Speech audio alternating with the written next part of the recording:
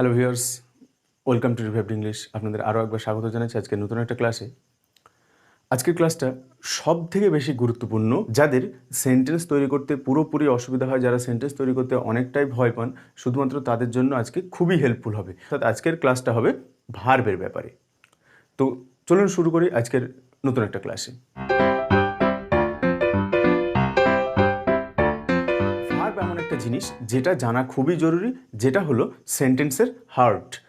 একটা sentence complete হয় না ভার্ব ছাড়া। ভার্ব কী জিনিস সেটা তো পার্টস অফ স্পিচের ক্লাসে আপনারা আগেই জেনে গেছেন যে ভার্ব হলো কোনো কিছু ডুইং ওয়ার্ড, কোনো অ্যাকশন ওয়ার্ড বা কোনো কিছু কাজ করা বোঝাচ্ছে, তাকে বলা হয় ভার্ব।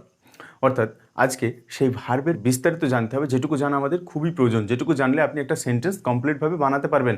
আর আজকের পরের ক্লাসেই আপনাকে দেখিয়ে দেবো যে আপনি ভার্ব শেখার পরে কতখানি ডেভেলপমেন্ট করতে পেরেছেন এবং একটা সেন্টেন্স একা একা তৈরি করতে পারছেন কি না। কোনো একটা ভার্ব কোনো কাজ করা যেটা বোঝাচ্ছে সেই কথাটা দুরকমভাবে হতে পারে। একটা হলো মেন ভার্ব আর একটা হলো হেল্পিং ভার্ব। মেন ভার্ব মানে হচ্ছে যে ভার্বটা সেন্টেন্সের মধ্যে স্বাধীনভাবে কোনো রকম ভার্বের সাহায্য ছাড়াই বসতে পারে এবং সেন্টেন্সটাকে কমপ্লিট একটা অর্থ দিতে পারে, সেই ভার্বটা হলো মেন ভার্ব। অর্থাৎ মেন ভার্বের যে হেল্প করবে সে হলো হেল্পিং ভার্ব। তো মেন ভার্বকে আরেকটাভাবে বলা যায় প্রিন্সিপাল ভার্ব এবং হেল্পিং ভার্বকে আরেকটাভাবে বলা যায় অক্সিলারি ভার্ব। ভালো করে বুঝবেন, খুবই ইম্পর্টেন্ট এই ভার্ব বোঝাটা। যদি আপনি সিরিয়াসলি কোনো রকম সেন্টেন্স বানাতে চান বা সেন্টেন্স লেখার ক্ষমতাটা আনতে চান, তাহলে আপনাকে ভার্ব শিখতেই হবে। ওই যে ভার্ব হলো একটা সেন্টেন্সের হার্ট, আসলেই তাই। সব থেকে মূল্যবান হলো ভার্ব সেন্টেন্সের মধ্যে। তো মেন ভার্ব কোনগুলো? ওই যে বললাম, যে ভার্বগুলো স্বাধীনভাবে একা একা সেন্টেন্সে বসতে পারে এবং সে সঠিক অর্থ প্রকাশ করতে পারে, সেটা হলো মেন ভার্ব। এই যে প্লে কথাটা এখানে ভার্ব হিসাবে ব্যবহার হয়েছে এবং এটা একটা কমপ্লিট মেন ভার্ব। এই ভার্বের আগে পরে এক্সট্রা কোনো ভার্ব ব্যবহার করতে হয়নি, তার জন্য এগুলো হলো মেন ভার্ব। তারপরে দ্য বয় হেল্পড হার, ছেলেটা তাকে সাহায্য করেছিল। হিরণ সিংস ওয়েল, হিরণ ভালো গান গায়। They run on the road, তারা রাস্তার উপর দৌড়ায়। উই লাভ আওয়ার কান্ট্রি, আমরা আমাদের দেশকে ভালোবাসি। এই যে ভার্বগুলো প্লে, হেল্প, সিং, রান, লাভ, এই কথাগুলো সবগুলো হলো মেন ভার্ব এবং এগুলোর প্রত্যেকটার একটা নির্দিষ্ট অর্থ আছে এবং এগুলো সেন্টেন্সের মধ্যে একা একাই বসে একটা সঠিক মানে বুঝিয়ে দিতে পারে। ভার্ব ছাড়া কোনো একটা সেন্টেন্স কমপ্লিট হয় না। তার মানে আমি বোঝাতে চাইলাম যে মেন ভার্ব বলতে বলা হয় সেই ভার্বগুলো যে ভার্বগুলো সেন্টেন্সে স্বাধীনভাবে একা একা একটা অর্থ প্রকাশ করে সেন্টেন্সটাকে কমপ্লিট করে, সেটা হলো মেন ভার্বের কাজ। নেক্সট দেখুন হেল্পিং ভার্ব কোনগুলো। এই যে কথাগুলো দেখুন, তো এইগুলো হলো সবই হেল্পিং ভার্ব। কেন সেটা এবার এক্সাম্পল দেখলে বুঝতে পারবেন। এই কথাগুলো, এই যে যেগুলো মার্ক করা আছে, এই আর, হ্যাভ, ডু, এগুলো সবগুলোই হেল্পিং ভার্ব। কেন হেল্পিং ভার্ব সেটা বুঝে নিন। ইউ আর লার্নিং, তুমি শিখছো। এই যে শেখাটা হচ্ছে এখানকার মেন কাজ, তার সঙ্গে আর কথাটা অ্যাড করে দেওয়া হয়েছে। এই আর কথাটা হলো হেল্পিং ভার্ব। এটাও হলো এক ধরনের ভার্ব যেটাকে হেল্পিং ভার্ব বলা হচ্ছে, আর এটা হলো মেন ভার্ব। তাহলে হেল্পিং ভার্ব আর মেন ভার্ব দুটো পাশাপাশি বসার ফলে চেনা গেল ভালো মতো এবং তফাৎটা বোঝা গেল। They have subscribe the channel, তারা চ্যানেলটা সাবস্ক্রাইব করেছে। এই যে সাবস্ক্রাইব করা, এটা হলো ভার্ব, এটা হলো মেন ভার্ব। এই ভার্বকে সাহায্য করছে, ভার্বটাকে আরও স্ট্রং হতে, ভার্বটাকে কমপ্লিট করতে সাহায্য করছে এই হ্যাভ কথাটা। তার জন্য হ্যাভটা হলো এখানকার হেল্পিং ভার্ব। তারপরে I do not like tamarind, আমি তেঁতুল পছন্দ করি না।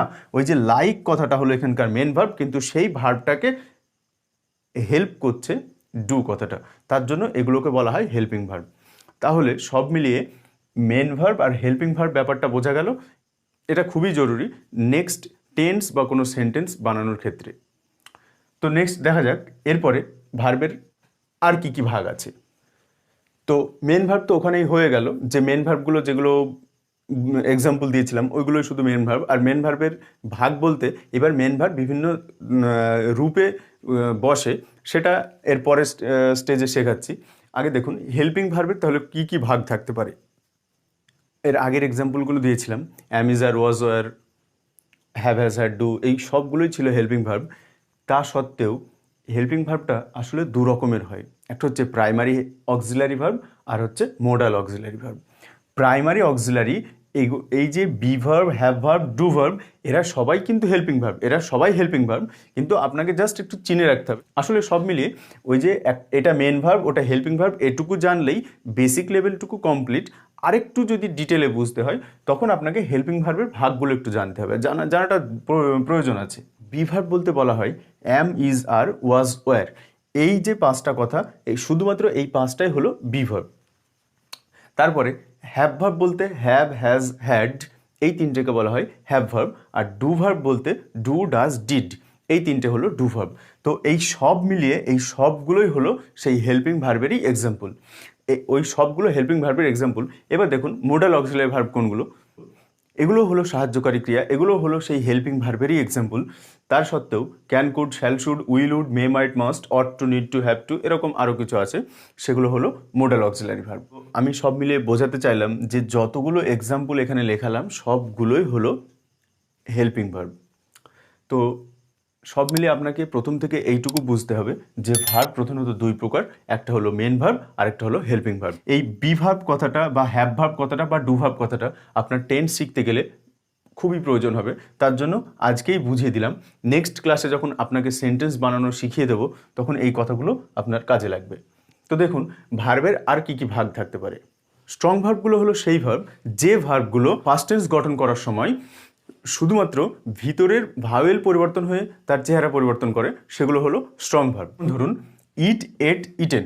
এই ইট কথাটা হলো আসল মেন ভার্ব, এটা হচ্ছে ভার্বের দ্বিতীয় একটা রূপ এবং এটা হলো ভার্বের তৃতীয় রূপ। আসলে এই ভার্বের দ্বিতীয় তৃতীয় রূপটা বুঝতে গেলে একটু বুঝে নিন।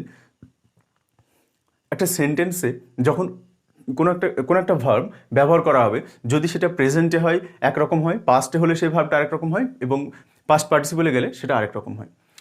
তো এই যে তিন রকমের, সেটা হলো একে বলা হয় কনজুগেশন অফ ভার্ব। তো একটা সেন্টেন্সের মধ্যে ভার্বের এক একবার এক একটা চেহারা হতে পারে। তো একটা স্ট্রং ভার্ব বলতে সব মিলিয়ে আপনি সোজা কথায় বুঝবেন যে ভার্বগুলো পরিবর্তন করার সময় পুরো ব্যাপারটাই পরিবর্তন হয়ে যায়, সেটা হলো স্ট্রং ভার্ব। আর উইক ভার্ব মানে যে ভার্বগুলো শেষে ডি, ইডি, টি এইসব যোগ করে বসানো হয়, সেগুলো হলো উইক ভার্ব। ধরুন লুক, লুকড, লুকড। এই যে মেন ভার্ব, এটা হলো সেই আমাদের মেন ভার্ব, একটু আগেই দেখিয়ে দিলাম কোনটা মেন ভার্ব বলা হয়। তো এটা হলো সেই মেন ভার্ব লুক, তার সঙ্গে ইডি যোগ করা হয়েছে 2 নম্বরে এবং 3 নম্বরেও ইডি যোগ করা হয়েছে। এইভাবে ভার্বটাকে পরিবর্তন করা হলো, তার জন্য এটা হলো week verb. Grow, গ্রিউ, grown. Grow বলতে বেড়ে ওঠা, এটা হলো মেন ভার্ব, এটা হলো ভার্বের দ্বিতীয় রূপ, এটা হলো ভার্বের তৃতীয় রূপ। ঠিক এদিকে যদি একটা দেখা যায়, দেখুন বার্ন, বার্নড, বার্নড। এই বার্ন কথাটার সঙ্গে শুধুমাত্র টি যোগ হয়ে ভার্বটা পরিবর্তন হয়েছে। তো এইগুলো হলো উইক ভার্ব এবং এটা হলো স্ট্রং ভার্ব। এই স্ট্রং ভার্বকে ইররেগুলার ভার্বও বলা হয় এবং উইক ভার্বকে রেগুলার ভার্বও বলা হয়। সাধারণত একদম বেসিক লেভেলে ভার্বের এই ভাগটুকু, এই পার্টটুকু শিখলে আপনি একা একা সেন্টেন্স বানাতে শিখতে পারবেন এবং সেন্টেন্সের মধ্যে ভার্বের ব্যবহারটা বুঝতে পারবেন। তো এটুকু হচ্ছিল একদম বেসিক লেভেলের। এছাড়াও ভার্বকে আরও কয়েকটা ভাগে ভাগ করা আমি দেখিয়ে দিচ্ছি খুব শর্টকাটে। যে ভার্বটা অবজেক্ট নিয়ে কমপ্লিট হয় সেন্টেন্সটা, সেই ভার্বটাকে বলা হয় ট্রানজিটিভ ভার্ব। আর যে ভার্বের শেষে কোনো অবজেক্টের প্রয়োজন হয় না, ভার্ব নিজেই সেন্টেন্সটাকে কমপ্লিট করিয়ে দেয়, সেটা হলো intransitive verb. Anam gave me a gift, এই গেভ কথাটা সেই একই ভার্ব চিন্তায় নিশ্চয় আর অসুবিধা হচ্ছে না। এই ভার্বের পরে পুরোপুরি একটা অবজেক্ট দেওয়া হয়েছে। এই অবজেক্ট আর সাবজেক্ট তো আগেই বোঝানো হয়েছে। তো এই যে ভার্বের পরে যে পুরোপুরি একটা অবজেক্ট দিয়ে সেন্টেন্সটাকে কমপ্লিট করা হয়েছে, এই ভার্বটা আপাতত এর ব্যবহারটা হলো ট্রানজিটিভ ভার্ব হিসেবে। আর এদিকে হি সিংস, সে গান গায়। এই যে সিংস কথাটা, এই সিংস কথাটাই হলো সে কিছু গায়, গাওয়াটাই হলো এখানকার ভার্ব, এটাই হলো কাজ। এরপরে আর কোনো এক্সট্রা অবজেক্টের প্রয়োজন নেই, তার জন্য এটা হলো ইনট্রানজিটিভ ভার্ব। আবার যদি বলা হয় রিম্পা কমপ্লিটেড হার টাস্ক, এই কথাটা কমপ্লিটেড অর্থাৎ সে তার কাজটা কমপ্লিট করেছে। এই কমপ্লিট করা বলতে কিছু একটা যে কমপ্লিট করেছে সেটা হলো অবজেক্ট এবং এটা হলো ট্রানজিটিভ ভার্ব। আর এদিকে বার্ডস আর ফ্লাইং, পাখিরা উড়ছে, কোথায় উঠছে কখন উঠছে ওসব বলার দরকার নেই, সেই জন্য এই সেন্টেন্সটা এখানেই কমপ্লিট, এর জন্য এটা হলো ইনট্রানজিটিভ ভার্ব। তো ট্রানজিটিভ ভার্ব আর ইনট্রানজিটিভ ভার্বের ব্যাপারটা শর্টকাট নিয়ে বুঝিয়ে দিলাম। এছাড়াও ভার্বের আরও একটা ভাগ আছে, সেটা হলো ফিনাইট ভার্ব এবং নন ফিনাইট ভার্ব।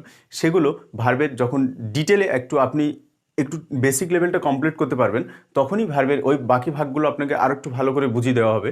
আপাতত যেটুকু খুবই জানা জরুরি ছিল সেটুকু আপনাকে শিখিয়ে দেওয়া হলো। আশা করছি এই ভার্বগুলো আপনার নেক্সট ক্লাসগুলোতে খুবই হেল্পফুল হবে। অবশ্যই জিনিসগুলো মনে রাখবেন, খেয়াল রাখবেন।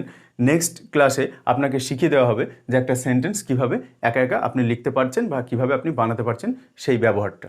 তো আশা করছি সব মিলিয়ে ভিডিওটা আপনাদের জন্য খুবই হেল্পফুল হবে। তো সব মিলিয়ে যদি ভিডিওটা ভালো লাগে অবশ্যই একটা লাইক করে উৎসাহটা বাড়িয়ে দেবেন। আর কিছু বলার থাকলে, কিছু জানার থাকলে অবশ্যই কমেন্ট করবেন।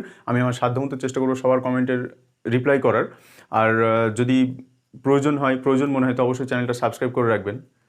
ধন্যবাদ।